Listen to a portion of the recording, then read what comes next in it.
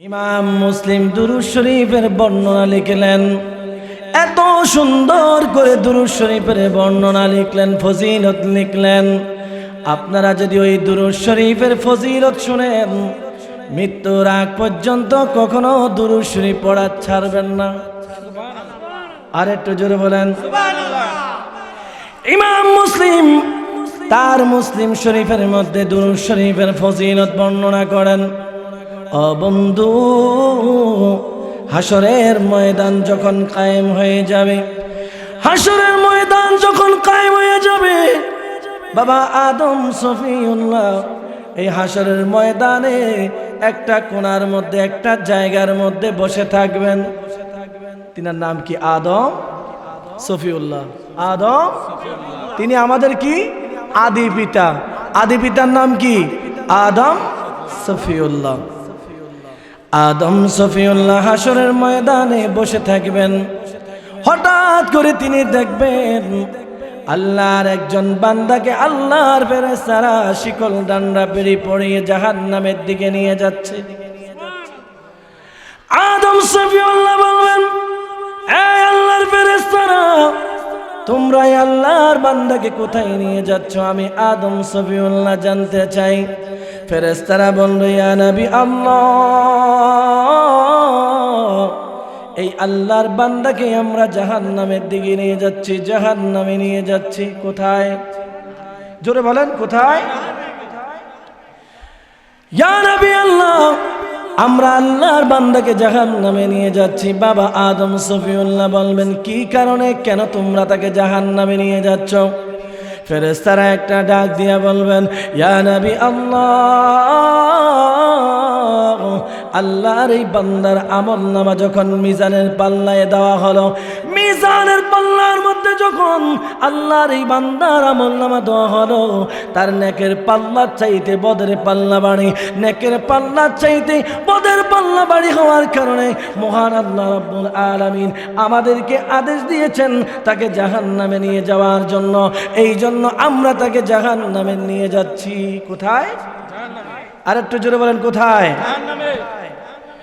আদম সফিউল্লাহ একটা ডাক দিয়া বলবেন, ওগো আল্লাহর ফেরেশতার দল,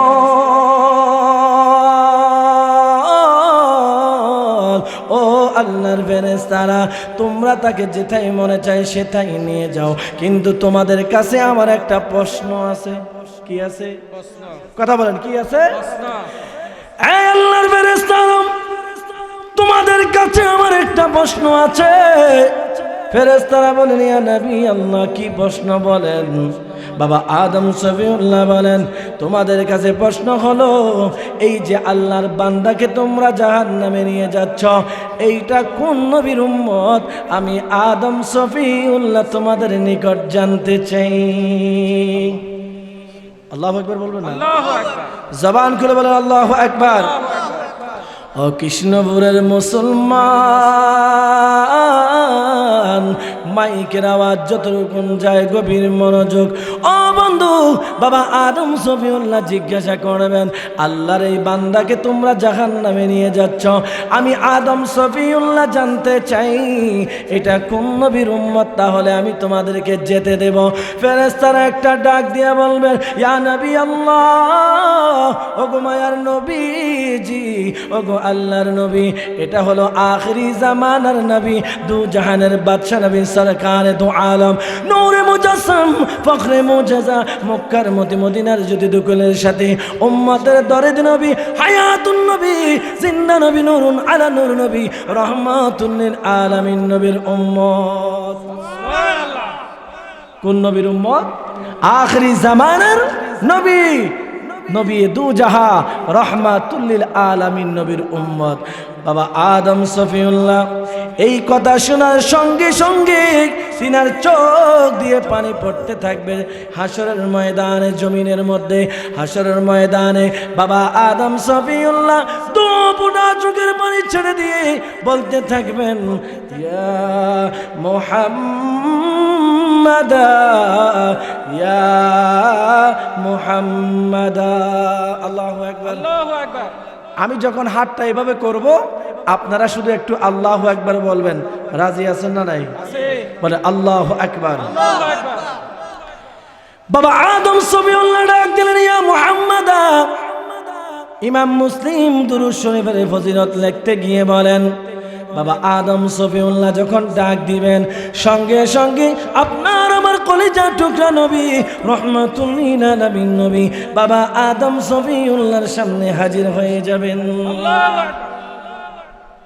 আমার নবী বলবেন, ইয়া নবী আল্লাহ, ও বাবা আদম, আপনি কি আমাকে স্মরণ করেছেন? আপনি কি আমাকে ডেকেছেন? বাবা আদম সফিউল্লাহ চোখের পানি ছেড়ে দিবেন, ও গো আল্লাহর বন্ধু, আমার সন্তান, ও মুহাম্মদ গো রাহমাতুল লিল আলামিন, আপনি কোথায়? আপনার একজন উম্মতকে ফেরেশতারা জাহান্নামের দিকে নিয়ে যাচ্ছে। আপনি তো বলেছেন আপনার একটা উম্মত জাহান্নামে যেতে পারবে না, আপনার এই উম্মতকে ফেরেশতারা জাহান্নামের দিকে নিয়ে যাচ্ছে, এই জন্য আমি তাদেরকে দাঁড় করাইলাম, আপনাকে ডাক দিলাম। ইয়া নবী আল্লাহ, ও গো রাহমাতুল লিল আলামিন, আপনি ফেরেশতাদেরকে জিজ্ঞাসা করেন কি কারণে আপনার উম্মতকে জাহান্নামের দিকে নিয়ে যাচ্ছে। আর একটু জোরে বলেন আল্লাহু আকবার। আদম সফিউল্লাহ বলেন যে, ইয়া নবী আল্লাহ, ইয়া গো রাহমাতুল লিল আলামিন, আপনি জিজ্ঞাসা করেন কেন তারা আপনার উম্মতকে জাহান্নামে নিয়ে যাচ্ছে, আপনাকে জিজ্ঞাসা না করে কোন কারণে। আমার নবী একটা ডাক দিয়ে বলবেন, ও আল্লাহর ফেরেশতার দল, কেন রে কেন রে কেন রে, কি কারণে আমার উম্মতকে আমাকে না জানিয়ে জাহান্নামে নিয়ে যাচ্ছ? আর একটু জোরে বলেন, আকাশ বাতাস মুখরিত করে বলেন আল্লাহু আকবার। আমার নবী জিজ্ঞাসা করবেন, এই আল্লাহর ফেরেশতারা, কেন কেন কেন রে আমার উম্মতকে জাহান্নামে নিয়ে যাচ্ছ? আমি নবী জানতে চাই। ফেরেশতারা ডাক দিয়ে বলবেন, ও গো রাহমাতুল লিল আলামিন, ও গো মায়ার নবীজি, আমাদের কোনো দোষ নাই। আপনার উম্মতের আমলনামা মিজানের পাল্লার মধ্যে যখন দেওয়া হলো গো, ইয়া নবী আল্লাহ, মিজানের পাল্লার মধ্যে আপনার উম্মতের নেকের পাল্লা চাইতে বদের পাল্লা বাড়ি হয়ে গিয়েছে। এই জন্য আহকামুল হাকিমিন আল্লাহ রাব্বুল আলামিন আমাদেরকে আদেশ দিয়েছেন তাকে জাহান্নামে নিয়ে যাওয়ার জন্য। এই জন্য আমরা নিয়ে যাচ্ছি। ইয়া রাসূলুল্লাহ, নবী গো, ও গো রাহমাতুল লিল আলামিন, আমাদের এইখানে কোনো হাত নাই। আল্লাহু আকবার। ফেরেশতারা বলবে, ইয়া রাসূলুল্লাহ, আমাদের কোনো হাত নাই। আদেশ দিয়েছেন কে? হয় না কে? আমার নবী বলবেন, না না না, এ ফেরেশতারা, আমি রাহমাতুল লিল আলামিন নবী আমার উম্মতের মিজানের পাল্লায় নিজ চোখে না দেখে যেতে দেব না। আল্লাহু আকবার। কেমন নবী? আমার নবী বলবেন, হে ফেরেশতারা, জাহান্নাম অবধারিত ঠিক আছে, কিন্তু আমি রাহমাতুল লিল আলামিন নবী আমার উম্মতের মিজানের পাল্লায় তার আমলনামা মাপ না দিয়ে স্বচক্ষে না দেখে আমি জাহান্নামে নিয়ে যেতে দেব না। উচ্চ আওয়াজে বলি আল্লাহু আকবার। ফেরেশতারা ডাক দিয়ে বলবেন, ও গো রাহমাতুল লিল আলামিন, আল্লাহ রাব্বুল আলামিন আসমান বানাইলেন আপনি নবীর জন্য। সুবহানাল্লাহ। আল্লাহ আসমান বানাইলেন, জমিন বানাইলেন, আরশ কুরসি লৌহ কলম বানাইলেন, আমাদেরকে বানাইলেন আপনি নবী। যদি আল্লাহ আপনাকে না বানাইতো আমরা ফেরেশতারাও হতাম না। আল্লাহ রাব্বুল আলামিন এই হাসরের ময়দানে আমাদেরকে আদেশ দিয়েছেন আপনি নবী যা বলবেন আমরা যেন তা পালন করি। আল্লাহু আকবার। আল্লাহ বলেন, ফেরেশতারা, আমার বন্ধু যেন কষ্ট না পায়, আমার বন্ধু যেভাবে খুশি হয় তোমরা সেভাবেই কাজ করবে। কেন? আমি আমার বন্ধুকে খুশি করতে চাই। কে বলেছেন? আল্লাহ তাআলা কোরআনের মধ্যে বলেন, ওয়ালা সাউফা ইউতিকা রাব্বুকা ফাতারদা।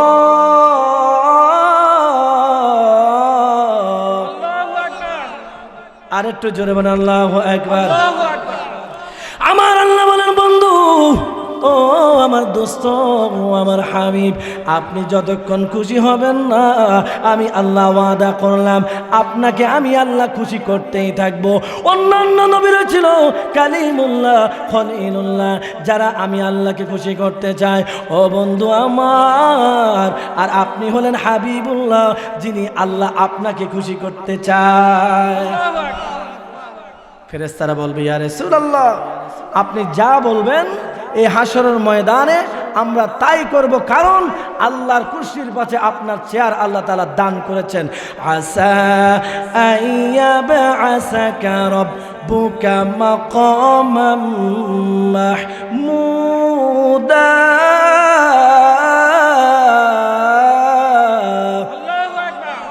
বলেন না, একটু জোরে বলেন আল্লাহু আকবার। দুহাত তুলে বলেন আল্লাহু আকবার। আরেকটু জোরে বলেন আল্লাহু আকবার। আমরা নবী চাই কি চাই না? কবরের রাসূল চাই কি চাই না? মিজানের রাসূল চাই কি চাই না? হাসরের ময়দানের রাসূল চাই কি চাই না? হাউজে কাউসারের রাসূল চাই কি চাই না? বন্ধুরে আমার, ও কৃষ্ণপুরের মুসলমান, গভীর মনোযোগ, মাইকের আওয়াজ যতটুকুন যায়। ও বন্ধু, আল্লাহ রাব্বুল আলামিনের হাবিব বলবেন, আমার উম্মতের আমলনামা দেখা না পর্যন্ত আমার উম্মতকে নিয়ে যেতে দেব না। এই জন্য শায়ের লিখলেন, মুহাম্মদ মুস্তাফা সাল্লে আলা, তুমি বাদশার বাদশাহ কামলিওয়ালা। বলেন, মুহাম্মদ মুস্তাফা লে আলা, তুমি বাদশার।